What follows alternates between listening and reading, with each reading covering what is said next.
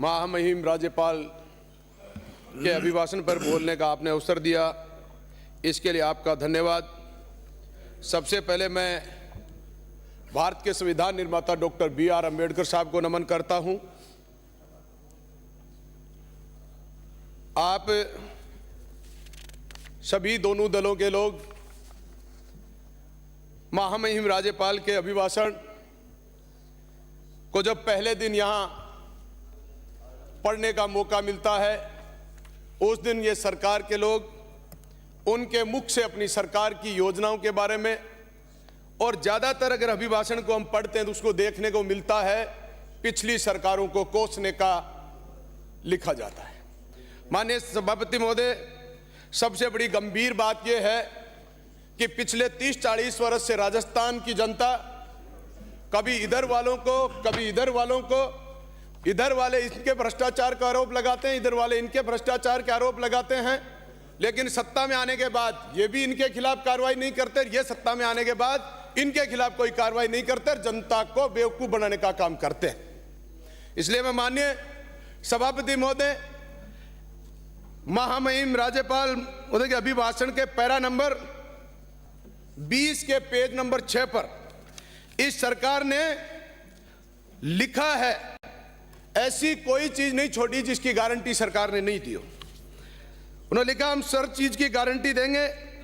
हमारी सरकार हर गरीब को निःशुल्क अन्न की गारंटी, हर सिर को छत की गारंटी, हर घर को नल से जल की गारंटी, हर हाथ को काम की गारंटी, हर घर में बिजली की गारंटी, हर खेत में पानी की गारंटी, हर महिला को सुरक्षा की गारंटी और हर अपराधी को सजा की गारंटी। लेकिन सभापति महोदय, अगर इनमें मैं एक भी बात करूं, गरीब को निःशुल्क अन्न की गारंटी, खाद्य सुरक्षा का पोर्टल पिछले 5 वर्ष से बंद है, जनता त्राहित्राहीमान है, चाहे यह सरकार रही हो, चाहे पिछले 2 महीने से सरकार आई है, खाद्य सुरक्षा में लोगों के नाम नहीं जुड़ रहे। कौन सी गारंटी दे रहे हैं इनकी? दूसरे नंबर ये कह रहे हैं हर घर को सिर पर छत। 2021-22 का इन्होंने अभी तक प्रधानमंत्री आवास योजना का लक्ष्य जो था उसको इन्होंने अभी तक स्वीकृति नहीं दी। राजस्थान की जनता के लोग जो आवास के लिए इंतजार कर रहे हैं, एक शब्द में खत्म करते हैं कि साहब स्वीकृति नहीं आई है। तीसरी इन्होंने गारंटी हर घर में नल।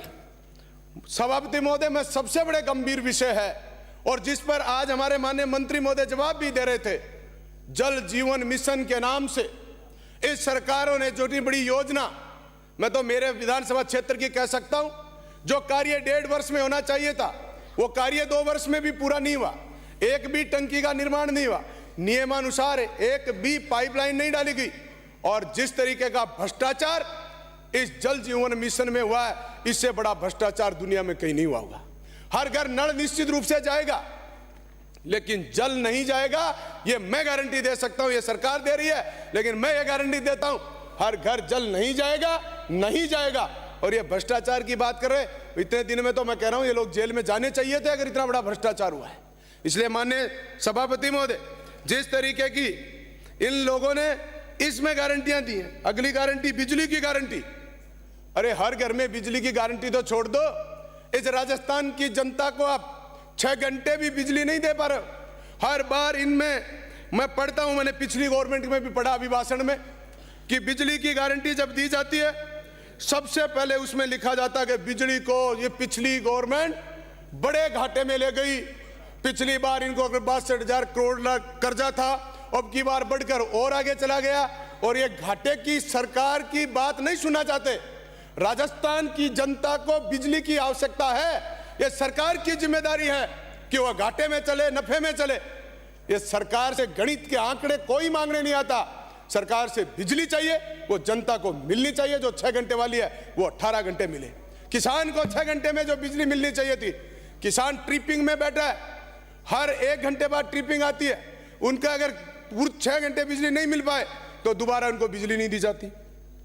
सभापति महोदय, बिजली के तो इस कदर हालात है, गांव में ये नए कनेक्शन की बातें करते हैं, इनके पास बदलने के लिए ट्रांसफार्मर नहीं है, इनके पास केबल नहीं है, इनके पास नए कनेक्शन देने के लिए पोल नहीं है। इनके सामान के अभाव में राजस्थान का किसान, राजस्थान का आम उपभोक्ता इस बात की लड़ाई लड़ रहा कि एक एक वर्ष तक डिमांड राशि भरने के बाद भी इनके कनेक्शन नहीं है। इस सदन के पूरे 200 सदस्यों को इस बात का ज्ञान है और आभास है कि बिजली की बहुत बुरी हालात है।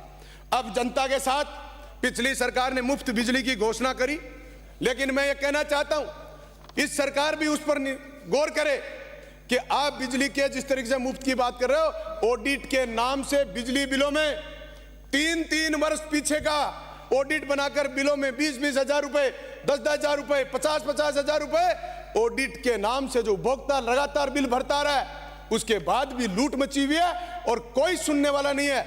एक शब्द में कहते हैं ये आपके ऑडिट आ गई है, इसलिए ऑडिट का भुगतान करें। माननीय सभापति महोदय, ये सरकारें गारंटी देने का काम इस बिल में करती है।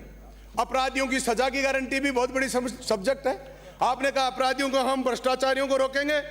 मैं सरकार के माध्यम से, आपके माध्यम से, सरकार अपराधियों के साथ सांठगांठ से चल रही है और सरकार जब तक इस पुलिस सिस्टम पर नियंत्रण नहीं करेगी, ये गैंगस्टर, ये अपराधी इसी तरीके से करते रहेंगे। सरकार के माननीय हमारे मुख्यमंत्री महोदय को जब जेल से धमकी मिल जाती है, इससे बड़ा दुर्भाग्य राजस्थान के लिए कोई और नहीं हो सकता। और माननीय मुख्यमंत्री को, हमारे जो सदन के नेता हैं, उनको भी धमकी जेल से मिलती है, इससे बड़ा दुर्भाग्य नहीं हो सकता। इस पर नियंत्रण करो। सरकार एक बंद दायरे में, अगर 10 बीघा जमीन में जेल बनी है, उसमें भी नियंत्रण नहीं कर सकती, तो खुलेआम में इन महिलाओं को, इन लोगों को, गैंगस्टरों को, फिरौतीकर्ताओं को, धमकी देने वालों को, मर्डर करने वालों को आप खुले को कैसे रोक पाओगे? दूसरा, इन्हीं इस मामले में भ्रष्टाचार में सरकार ने कानून बनाया, भ्रष्टाचार में लोगों को पकड़ा जाए, लेकिन पकड़ने के बाद सरकार ने वो नुमाइंदे अपनी बात हाथ में रखी है, अभियोजन स्वीकृति। जिस अपराधी को सीधा पैसे लेते पकड़ लिया, कोई और अन्य कानून में ऐसा नहीं है। तो मैं सभापति महोदय कहना चाहता हूं, इन भ्रष्टाचारियों पर लगाम लगाने के लिए कोई अभियोजन स्वीकृति नहीं होनी चाहिए। जो पकड़ा गया वो जेल जाए, उसके खिलाफ कार्रवाई हो। अभियोजन स्वीकृति के नाम से सरकार ने आईएएस, आईपीएस, आरएएस जो बड़े बड़े ऑफिसर्स बैठे हैं, उनकी अभियोजन स्वीकृति सरकार के खाते में पेंडिंग है और सरकार उनकी अभियोजन स्वीकृति नहीं देना चाहती। इसलिए सभापति महोदय, मैं सरकार से मांग करता हूं, इन भ्रष्टाचारियों के खिलाफ कार्रवाई करने का काम करें। दूसरा, इसी भ्रष्टाचार में सबसे बड़ा मुद्दा है, जिन जिन विभागों में जिस तरीके से चर्चा चल रही थी, इस हमारे जल जीवन मिशन में भ्रष्टाचार हुआ। जब दस्तावेजों में, जब कागजों में प्रमाणित हो जाता है कि यह भ्रष्टाचार हुआ है, उसके खिलाफ भी भ्रष्टाचार में एफआईआर होनी चाहिए। सरकार ने उसके लिए रोक लगा दी कि विभाग जब तक परमिशन नहीं देगा, उनके खिलाफ एफआईआर नहीं हो सकती। क्यों नहीं हो सकती? इसलिए सरकार से मांग करता हूं कि ऐसे जो स्वीकृति की बात करते हैं, ये स्वीकृति का कार्यक्रम बंद करे। सभापति महोदय, हमारी पार्टी का 10-5 मिनट का समय है, थोड़ा अकेला आदमी हूं, दूसरा नहीं बोलेंगे, तो 5 मिनट नहीं। आज सभापति महोदय, वक्ताओं सुनिए, आप वक्ताओं की संख्या अधिक है, सॉरी, इसलिए शीघ्र अपनी बात सीमा में बोला। सभापति महोदय, इसके साथ ही साथ मैं आपको खिलाड़ियों के नाम से, हमारे मंत्री महोदय हैं नहीं, इस प्रदेश के नौजवानों के साथ, उन खिलाड़ियों के साथ, पैरा मेडल के जो खिलाड़ी हैं या सीधे मेडल जीतने वाले जो खिलाड़ी हैं, इन खिलाड़ियों के बारे में पिछली सरकार में हमारे जिला क्रीड़ा परिषद की अध्यक्ष महोदया खुद खिलाड़ी थी और उस खिलाड़ी ने खूब घोषणाएं करी कि हम बड़े बड़े खिलाड़ियों को मौका देंगे। लेकिन मैं मानता हूं कि खिलाड़ियों को, एक भी व्यक्ति को अभी तक पिछले 4 वर्ष में उन्होंने एक भी व्यक्ति को राशि जारी नहीं करी, एक भी खिलाड़ी को नौकरी नहीं दी।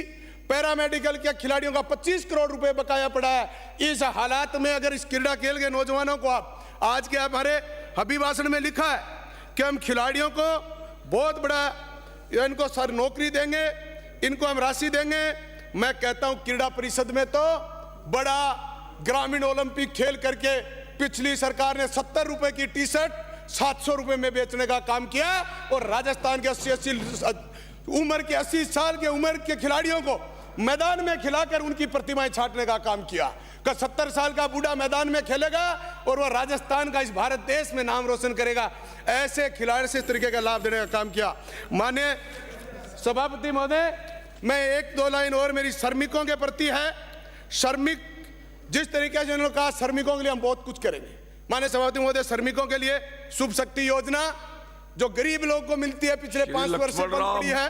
सभापति महोदय, छात्रवृत्ति नहीं मिली, श्रमिकों को मृत्यु 1 मिनट में मैं समाप्त करता हूं। सभापति महोदय, इसी तरीके से हमारे विधानसभा क्षेत्र में मेरा नहर का बड़ा मुद्दा है और सरकार हर बार वहां चकबंदी, मुरबाबंदी, किल्लाबंदी की बात करती है सिद्धमुख नहर परियोजना के लिए, लेकिन पिछले 30 वर्ष से कभी हमारे गहलोत साहब की फोटो लगती है, नाम लगता है, कभी हमारे इंदिरा गांधी जी का नाम लगा, कभी हमारे राजीव गांधी जी का नाम लगा, और अब की बार इस सरकार में 5 वर्ष की सरकार में फिर कहा कि हम किल्लाबंदी, मुरबाबंदी करेंगे, लेकिन किसानों को बार बार बेवकूफ बनाया गया। सभापति महोदय, मांग करता हूं, मेरे किसानों की बहुत बड़ी मांग है, इस मांग पर आप मुख्यमंत्री महोदय गौर करेंगे।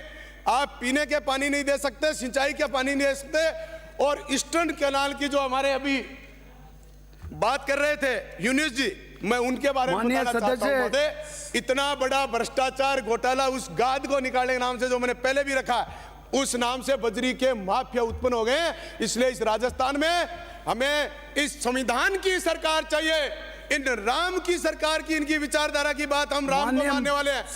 मोदी जी ने भी कहा है राम सबका है और ये नहीं मान रहे, इनकी गलती है। राम हमारा भी है, अल्लाह हमारा है, लेकिन ये संविधान राम और अल्लाह से नहीं, देश के संविधान से चलेगा।